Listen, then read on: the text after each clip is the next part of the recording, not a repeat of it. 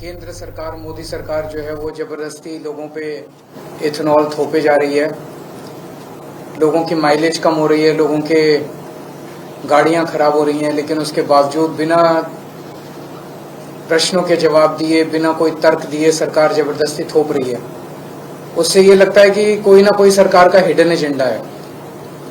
एक आरोप ये लगाया जा रहा है कि ट्रंप के दबाव में मोदी जी झुके हुए हैं। ट्रंप अपने देश का इथेनॉल जबरदस्ती इंडिया में इंपोर्ट करवाना चाहता है और एक अनुमान के हिसाब से अगले 5 साल में $20 बिलियन का इथेनॉल जो है भारत, मोदी जी जो है वो ट्रंप से खरीदेंगे, जो हमारे देश के ऊपर थोपा जाएगा। तो हमारे देश के लोगों की गाड़ियां खराब करके और ट्रंप के सामने मोदी जी झुके हुए हैं। परसों हमने इसके ऊपर जो टाउन हॉल किया था वो बेहद सक्सेसफुल रहा। हॉल के अंदर, हॉल के बाहर बहुत लोग थे और लगभग 7 लाख लोग लाइव इस कार्यक्रम को देख रहे थे। ये मुझे लगता है कि दुनिया का रिकॉर्ड है कि कोई भी कार्यक्रम लाइव जो है वो 7 लाख लोग ऑनलाइन देख रहे हों। इसी वजह से ये यही दिखाता है कि लोग कितने ज़्यादा परेशान हैं और किस तरह से सपोर्ट में आए। पर लोगों को डराया जा रहा है, धमकाया जा रहा है बुरी तरह से।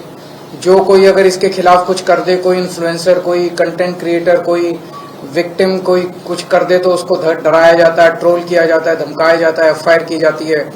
तो लोग बहुत डरे हुए हैं। हमने कुछ दिन पहले एक पिटीशन प्रधानमंत्री के नाम ऑनलाइन साइन करवाई थी, तो लगभग 2,33,238 लोगों ने ये पिटीशन साइन की है मात्र कुछ दिनों के अंदर। ये सारी पिटीशंस की कॉपीज आप लोगों के सामने हैं। तो कल प्रधानमंत्री जी को ये पिटीशन सौंपने के लिए मैं 100 लोगों के साथ 12 बजे अपने दफ्तर से यहाँ से निकलूंगा प्रधानमंत्री जी के घर की तरफ, और ये पिटीशंस हम चाहते हैं कि पर्सनली उनको हैंड ओवर करके आएँ और उनसे चर्चा करें कि कैसे इथेनॉल जो है वो गलत है और लोग किस तरह से परेशान हैं। मैंने चिट्ठी लिख के भी उनसे समय मांगा था लगभग 1 महीना पहले, लेकिन उनका उसके ऊपर कोई जवाब नहीं आया। तो अब ये कल हम पर्सनली लेके जाएंगे और हम उम्मीद करते हैं कि प्रधानमंत्री जी मिलके हमारे बात सुनेंगे। अगर आपके कोई प्रश्न, कौन होंगे आपकी पार्टी के वजह? कुछ लोग, सब विक्टिम्स होंगे, कुछ पार्टी के भी हो सकते हैं, कुछ पार्टी के बाहर के भी हो सकते हैं, पर ये पार्टी का कार्यक्रम नहीं है। कल आपने कैंसर के साथ वीडियो पोस्ट किया, एक माइनर लड़की की क्षमा जो थी उसके ऊपर, और आपने ये क्लेम किया है कि दबाव बनाने की, डराने की कोशिश की जा रही है। बिल्कुल। तो रुचिका सिंह का जो हमने देखा कि किस तरह से बेचारी हाथ जोड़ के, आंखें नीची करके पूरे देश के सामने कैसे बोल रही है, वो जाहिर तौर पे उसे बुरी तरह से डराया गया है। तो एक तरफ तो प्रधानमंत्री जी आके कहते हैं कि बच्चों मैंने आपको माफ कर दिया, और दूसरी तरफ प्रधानमंत्री जी इस तरह से एक छोटी सी बच्ची को, 15 साल की बच्ची को अपनी पूरी ताकत लगा के झुका देते हैं, उससे माफी मंगवाते हैं पूरे देश के सामने और उसका वीडियो जारी कराते हैं। क्या ये शोभा देता है प्रधानमंत्री को? तो डराने की कोशिश, बिकॉज सबसे बड़ा कंट्रीब्यूशन सीजेपी के आंदोलन का ये हुआ कि जो प्रधानमंत्री जी ने सबको डरा रखा था पूरे देश में, कोई कुछ बोलता था उसके पीछे ट्रोल छोड़ देते थे, धमकियां देते थे, गंदी गंदी गालियां देते थे, गंदी गंदी धमकियां देते थे, एफआईआर कर देते थे, गिरफ्तार करा लेते थे।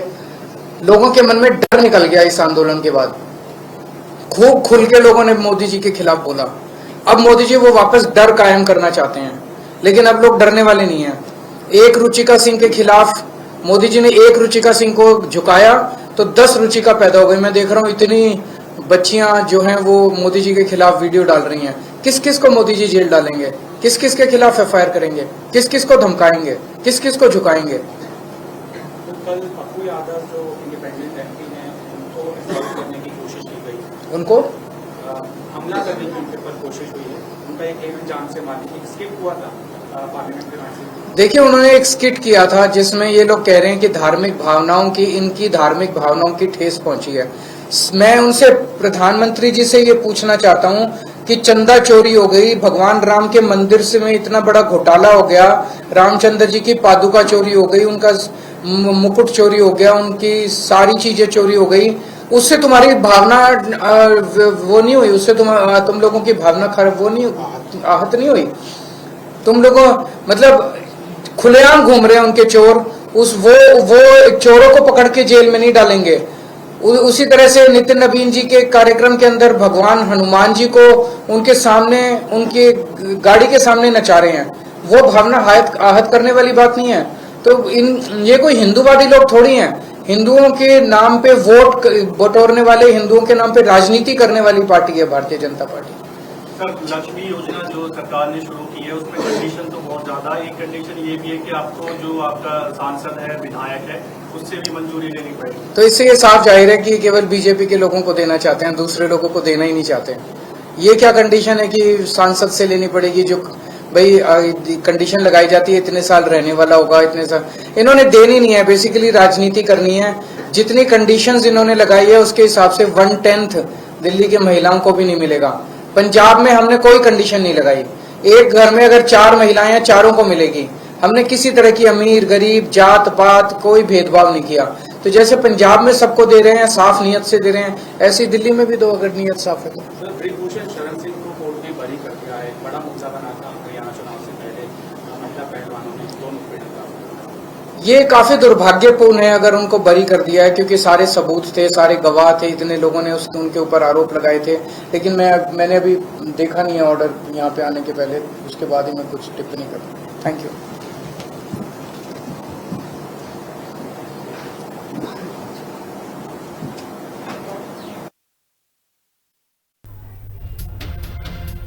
तो दिल्ली से आप संयोजक अरविंद केजरीवाल को अभी आप सुन रहे थे। उन्होंने E20 के मुद्दे पर सरकार पर एक बार फिर से जमकर निशाना साधा है और उन्होंने कहा है कि सरकार के खिलाफ जो भी सवाल पूछता है, सरकार के खिलाफ जो भी आवाज उठाता है, उसे दबाने की कोशिश की जाती है, उसकी आवाज को दबाने का प्रयास किया जाता है, उस पर तमाम FIR दर्ज करा दी जाती है।